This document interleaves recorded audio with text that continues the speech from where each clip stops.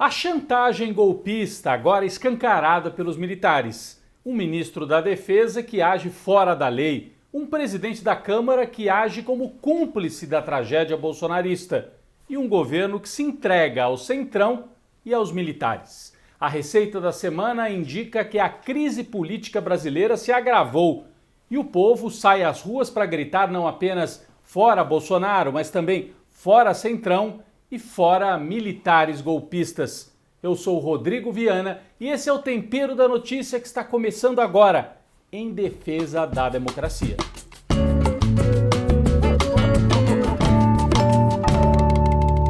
Bom, se a gente lembrar bem, todo esse processo de golpe que a gente vive no Brasil começou lá em 2013, lembram? Nas tais jornadas de junho, foram capturadas pela extrema-direita com aquele discurso "o gigante acordou". Agora o que vale é a bandeira do Brasil acima de tudo, não há partidos. É um discurso que foi caminhando para um lado realmente fascista, né, autoritário. Depois se somou a Lava Jato, com aquela ideia de que o grande problema no Brasil era a corrupção do PT, como se não existisse corrupção em outros partidos. E o processo avançou. Em 2014, a Dilma ainda conseguiu ganhar a eleição, né, freou o golpe. Mas em 2015 e 2016, com Temer, Eduardo Cunha e Aécio, o golpe avançou. A Dilma foi derrubada num golpe parlamentar.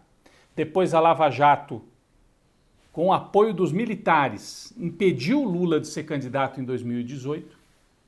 Aí mais um aprofundamento do golpe. Bolsonaro chega ao poder e agora nós temos uma nova etapa. Os militares que desde o governo Temer foram tomando posições dentro do Estado, de maneira escancarada agora, assumem que são um partido e eles não são uma força que faz uma moderação do Bolsonaro. Não, isso é mentira. Eles são parte orgânica desse governo, mandam no governo cada vez mais. Então esta semana nós tivemos mais uma prova disso. Vocês se lembram que alguns dias atrás o Ministério da Defesa fez uma nota de intimidação à CPI, porque os generais e coronéis estão sendo investigados por corrupção, um governo cheio de militares e alguns envolvidos realmente em corrupção. Agora, depois dessa nota contra a CPI, aparece essa notícia, que inclusive saiu curiosamente no jornal Estado de São Paulo, velho Estadão, né? Dizendo que o general Braga Neto mandou um recado, o Braga Neto, que é ministro da Defesa, mandou um recado para o presidente da Câmara. Ou aprovam o voto impresso do jeito que o Bolsonaro quer, ou então as Forças Armadas não deixarão que ocorra eleição no Brasil em 2022. É um golpe. É uma pressão indevida, descabida, de um país que está sob golpe. É um golpe em câmera lenta, que começou lá atrás, como eu descrevi, e vai avançando, e se deixar, vai avançar cada vez mais. Eu falei que foi divulgado pelo Estadão, é curioso, né? Porque no golpe de 64, o Estadão, o jornal, deu apoio ao golpe e depois se arrependeu, porque depois os militares colocaram censura, perseguiram, o Estadão teve que publicar até receita na primeira página, porque não podia publicar notícia. Agora a mesma coisa, apoiaram o golpismo, disseram que Haddad e Bolsonaro era uma difícil escolha, escreveram isso num editorial, e o Estadão agora parece que se arrepende e percebe o risco, o perigo para a democracia que nós estamos correndo. O general Braga Neto, em público, negou. Não, imagine, eu não mandei recado nenhum, eu não faria isso. Mas outros militares, chefes da Aeronáutica, da Marinha e do Exército, fizeram circular pelos jornalistas em Brasília a informação de que é isso mesmo. As Forças Armadas estão fechadas com o Bolsonaro nesta ideia, que na verdade é uma ideia para barrar o Lula. Como eles sabem que não tem voto para ganhar do Lula, eles começam a trabalhar contra a eleição. Olha o perigo que nós estamos correndo. Mas a sociedade não pareceu se amedrontar com essa fala do Braga Neto, não. Com essa chantagem, com essa ameaça golpista. Várias postagens, eu tenho aqui alguns exemplos, o próprio Fernando Haddad dizendo que o Braga Neto tem que se explicar no Congresso, deputados pedindo a prisão dele, de que se ele insistir em golpe, ele tem que ser preso, e tem que ser preso. Um militar golpista num país sério é preso. Nós não temos que ceder à chantagem desses caras. Inclusive o Brasil, de fato, lembrou que o Braga Neto, quando foi interventor lá no Rio de Janeiro, na época do governo Temer, assinou um contrato com uma empresa dos Estados Unidos, um contrato sem licitação, com essa empresa dos Estados Unidos que é acusada de envolvimento na morte, no assassinato do presidente do Haiti. Então, é uma turma barra pesada realmente. Ao mesmo tempo, o Bolsonaro, nesta semana que passou, entregou o governo para o Centrão. Ele recriou o Ministério do Trabalho com outro nome, Emprego e Previdência, e trouxe para esse ministério o Onyx Lorenzoni, que é do Centrão. Com isso, abriu vaga ali no Palácio do Planalto, vai fazer uma série de mexidas, permitindo que um outro líder do Centrão, Ciro Nogueira, ocupe a Casa Civil. Então o Centrão passa a estar num núcleo decisório do governo Bolsonaro. E o próprio Bolsonaro disse, eu sempre fui Centrão. Ele que na campanha dizia que ia renovar a política brasileira, se entregou ao Centrão para tentar salvar o mandato. O general Ramos, que foi retirado do cargo para a entrada do Ciro Nogueira, até disse que foi pego de surpresa. Veja bem, eu não sabia que o Centrão ia chegar dessa maneira. Jogo de cena. Os militares e o Centrão são parte de uma mesma estratégia bolsonarista de sobrevivência até 2022. O Centrão negocia e os militares ameaçam. Essa é a estratégia. Um parênteses para falar um pouquinho sobre Ciro Nogueira, o senador. Ele deixa como suplente no Senado, porque ele sai, do Senado e vira ministro. Sabe quem é suplente dele? A mãe. A mãe dele assume o mandato como primeira suplente do Ciro Nogueira. Ele é um político oportunista, teve já nos governos de Lula, Dilma. Se tem governo, ele está sempre por perto para ver se retira alguma coisa de vantagem. Mas o interessante é que ele vira ministro e aí as pessoas lembraram do vídeo dele em 2017, que ele chama o Bolsonaro de fascista e diz que o Lula foi o melhor presidente da história. Esse sujeito vai ser ministro do Bolsonaro. Vamos ver um trecho do vídeo. O Bolsonaro tem muita rejeição porque é um fascista. Ele tem um caráter fascista preconceituoso. É muito fácil você ir para a televisão e dizer que vai matar bandido, que vai não sei o quê. Lula. O melhor presidente da história desse país, principalmente para o Piauí e o Nordeste. Aí eu tenho que, me perdoe, por mais que eu seja, tenho que pensar no Brasil, eu não me vejo na eleição votando contra o Lula, Amadeu, por tudo que ele fez, por tudo que ele tirou de miséria desse povo, quem realmente foi decisivo do combate à fome, os programas que ele fez o maior programa habitacional do mundo, que é o Minha Casa Minha Vida, esse combate à miséria que é o Bolsa Família, que tirou o povo do Nordeste. Então, eu estou falando aqui, senador Ciro, pelo progressista do Piauí. Então, o Lula é o meu candidato a presidente. Bom, o Ciro Nogueira, então, terá o papel de dar alguma estabilidade para o governo até 2022. E há um movimento importante, não é só dele, de criar um super partido no Centrão, que juntaria o PP, que é o partido do Ciro Nogueira, do Onyx Lorenzoni, do Arthur Lira, partido para o qual o Bolsonaro pode ir, ele já foi do PP.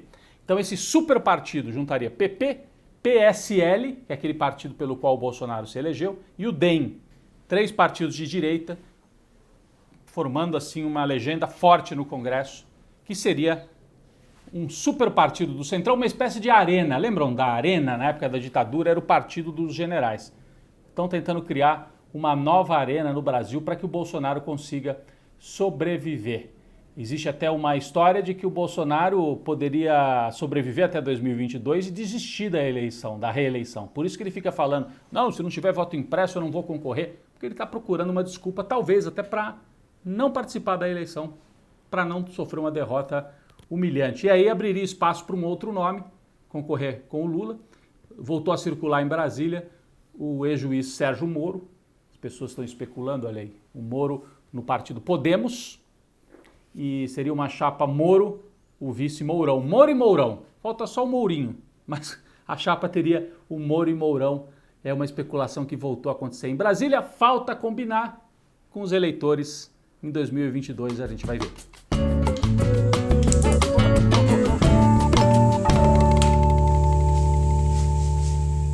Quem vai para a panela de pressão esta semana são 3 personagens que deveriam ter um papel central para conter esse discurso e essa prática golpistas por parte do governo Bolsonaro. Quem são esses 3 personagens? Primeiro, Arthur Lira, presidente da Câmara dos Deputados.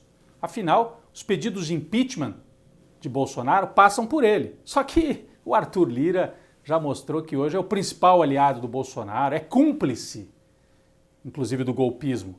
E é quem maneja esse orçamento paralelo com verbas também milionárias para os deputados, né, mandarem para suas bases eleitorais. Então o Arthur Lira hoje põe panos quentes, diz, não, tá tudo bem, eu já conversei com o governo, não é assim, não há motivo para impeachment.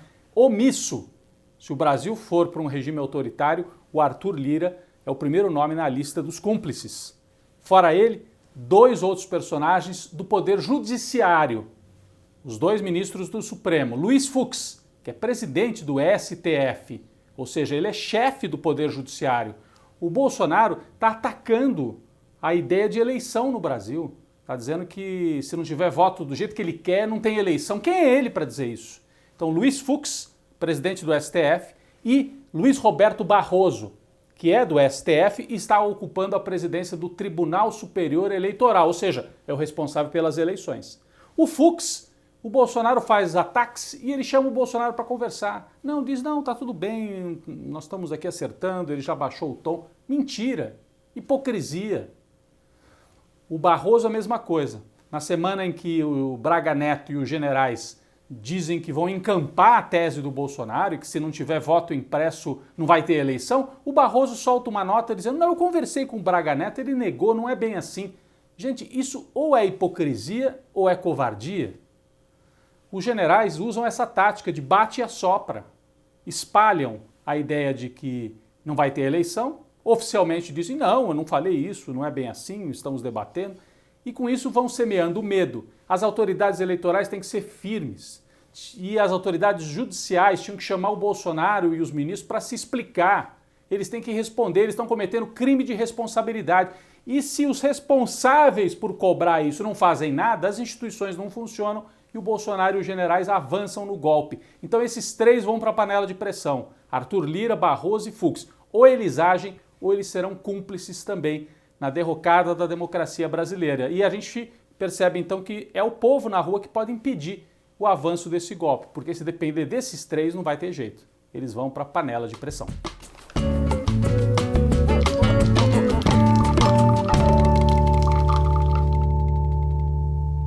Esta semana um cafezinho internacional latino-americano. Em primeiro lugar, para o povo do Peru e para o presidente Pedro Castillo, que finalmente teve reconhecida sua vitória eleitoral. Pedro Castillo, que é um socialista, um professor no interior do Peru, sindicalista, que de maneira surpreendente foi para o segundo turno e derrotou a extrema-direita peruana, representada por Keiko Fujimori, por apenas 44 mil votos na apuração final. A extrema-direita formou inclusive bandos com porretes no meio da rua para tentar intimidar e impedir que a autoridade eleitoral peruana desse a vitória, justa vitória, para Pedro Castillo. Mas no fim, os adeptos e os apoiadores de Pedro Castillo também se organizaram e ele teve a vitória garantida, vai tomar posse na semana que começa agora, uma importante vitória que muda o mapa político aqui na América do Sul. E um cafezinho também para o povo chileno, que por meses e meses esteve na rua, arrancou a realização de uma Assembleia Constituinte para uma nova Constituição no Chile, que vai finalmente enterrar a Constituição que vem da época do Pinochet, da ditadura do Pinochet. O povo, principalmente o jovem no Chile, foi para as ruas, muita violência, mas permaneceu nas ruas, conseguiu eleger uma maioria progressista na Constituinte, que começou a funcionar lá no Chile, e agora realizadas também as prévias para a eleição presidencial do Chile. E na esquerda, a vitória de um candidato da Frente Ampla, das Forças Renovadoras de Esquerda, Gabriel Boric. O Partido Comunista tinha um outro candidato, perdeu na prévia interna, né, das forças progressistas, mas já disse que vai apoiar Boric, que é um advogado de 35 anos, seria também um sinal de renovação do Chile e colocando o Chile também nesse campo progressista de esquerda, vai se desenhando um novo mapa na América do Sul. Isso nos enche de esperança de que aqui também no Brasil a gente possa encerrar esse capítulo de extrema-direita. Para isso vamos ter que estar nas ruas, como os chilenos e da mesma forma que os peruanos. Um cafezinho para os nossos vizinhos e que esta onda avance também aqui no Brasil.